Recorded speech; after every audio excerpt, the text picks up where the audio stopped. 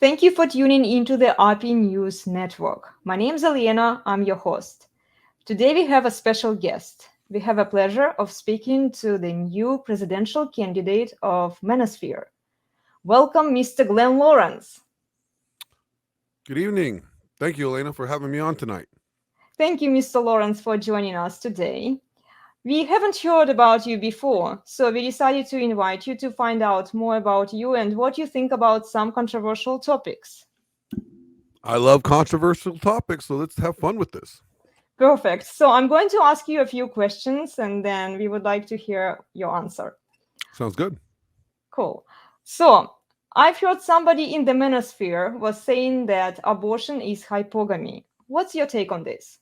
Well, I think abortion is the action women take so they could act on their hypergamous nature. You see, you ladies don't want to get with the loser. And you definitely don't want to have the loser's kids. So, you know that time when, you know, those girls that you probably grew up with, they end up getting pregnant with their loser boyfriend. And then, you know, the guy that they really liked end up getting single and they really want to be with him. So what do? They abort the baby, break up with the loser boyfriend just so they could have sex and hopefully get pregnant by the Chad over there. See, that's unacceptable. That's horrible. These women are killing babies, murdering babies. And I'm not going to have that anymore. Not anymore. So don't you believe that women have a choice to decide what they want to put into their body and not? And don't you think that women deserve a second chance? Well, you know what? Women do have a choice what to put in their body and what not to put in their body. And you should have chose not to put that penis in there that you didn't like to begin with. Okay? And now that's called a consequence. The consequences of your actions is that you have a child and you should raise that child and do right by that child like a good parent should. Okay? Women have been getting away with running around away from their consequences. The state doesn't hold them. The courts don't hold them. I mean, not even the church holds them accountable. Well, not anymore. Not when I'm president of the Manosphere. I will hold both men and women equally accountable for their actions. Sounds good. Second question.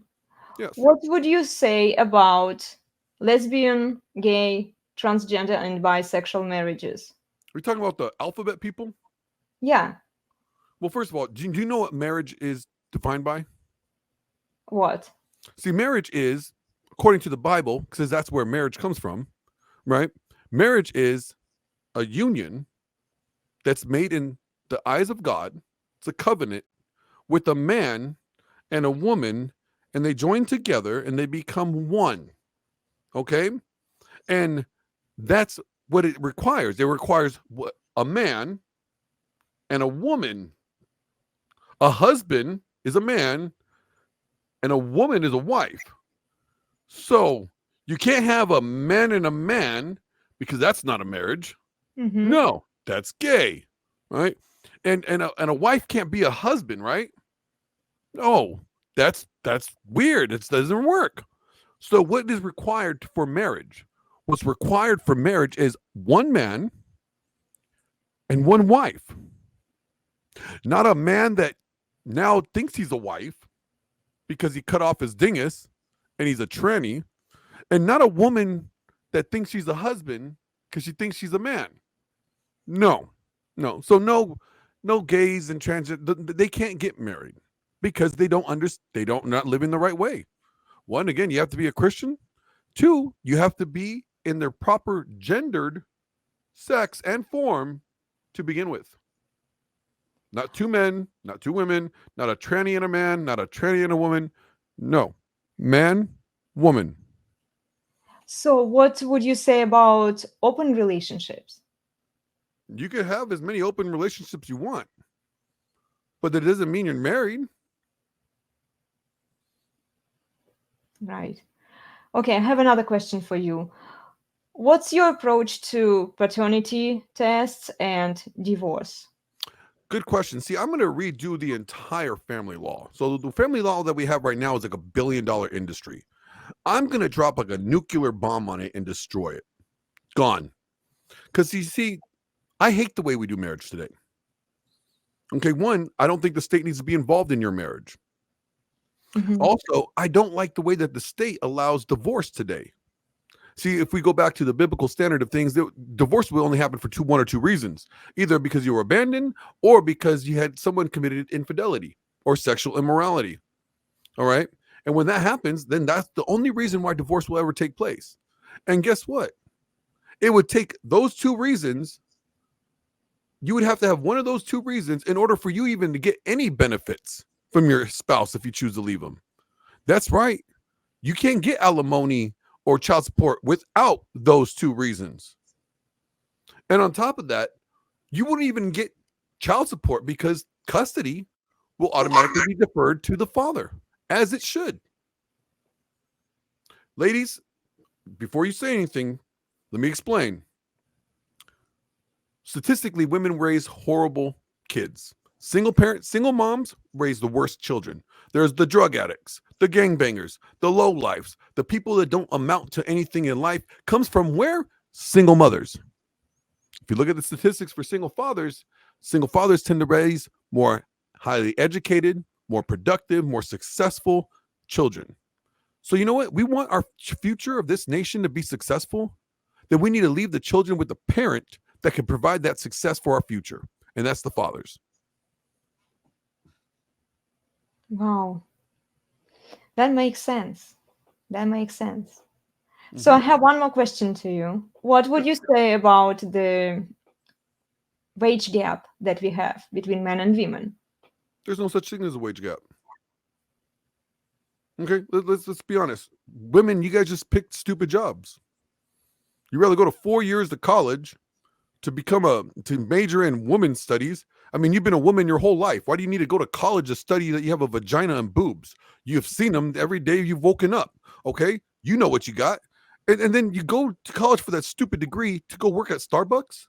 And now you're working at full time at Starbucks with a useless degree, and you're wondering why you can't make money. So then what do?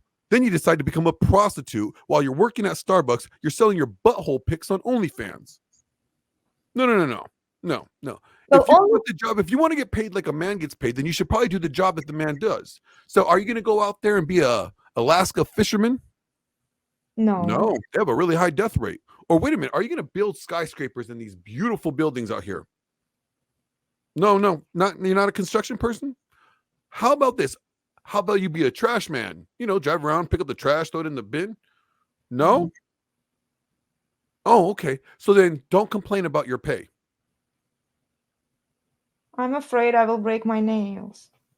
Then don't worry about it. I'll pay you the same price for the mocha that I get from Starbucks every other time, okay? So what about the taxes? Taxes.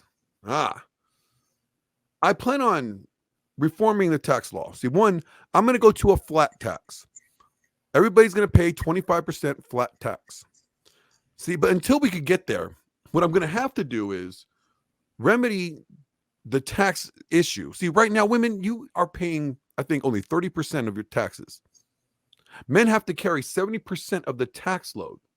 Now, mind you, women can create the most debt by all your stupid student loan debts and also have the most credit card spending. Women actually tend to spend $10,000 more a year than they actually have in their budget, and they go into debt that way.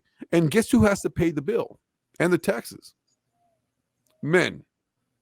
So, ladies, since we are in a very tough financial space as a nation, we're going to keep the men paying that same rate, and we're going to keep you paying your 30% rate. But for not raising your rate to 50-50, we are going to require you to volunteer, give back to the community. Okay? How? Well, we have an incel problem. And You're going to make them no longer incels, ladies. Yeah, we went there. I mean, you guys are already selling it on OnlyFans as it is. you might as well do some good if you're going to be hoeing out like that. It's called charity. You like charity. You like your food stamps. Okay? You like all the Section 8 housing that you get. You like the free college money, don't you? Men, we Yeah. don't get that stuff. So, got to give in a little bit. Got to contribute, ladies. Got to contribute. Okay, guys. I guess that's it. Thank you, Mr. Lawrence, for Thank your you. time. Oh, real quick, Elena, what are you doing after this? You doing anything?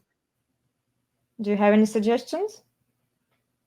I'm looking for a new press secretary.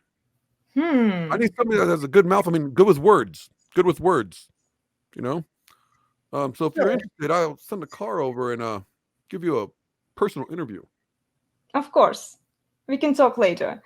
Wonderful. Thank you, guys. Thank you so much for joining us today. And thank you, Mr. Lawrence, for your time. Guys, go vote for Mr. Lawrence. He is the right man for the job.